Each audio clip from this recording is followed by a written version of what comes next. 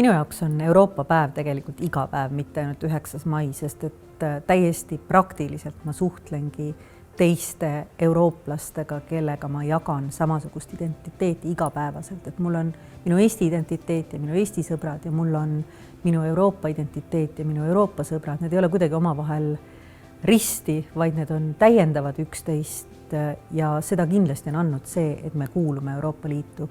Enne oli Eesti ka Euroopa riik, aga see identiteet ei olnud selline võib-olla konkreetselt välja öeldud ühine identiteet, mis on meil ja mis võib-olla ei olegi teistel Euroopa riikidel, mis ei kuulu Euroopa Liitu.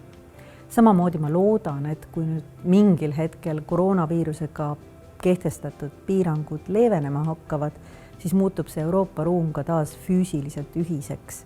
Igal juhul on eurooplus see, mida meilt kuidagi ära võtta ei saa, isegi kui vahepeal on inimeste vahel piirangud, sest need sidemed, mis on tekkinud Eesti väga pikkade aastatega Euroopa Liidus, on juba piisavalt tugevad ka teiste riikide ja inimestega.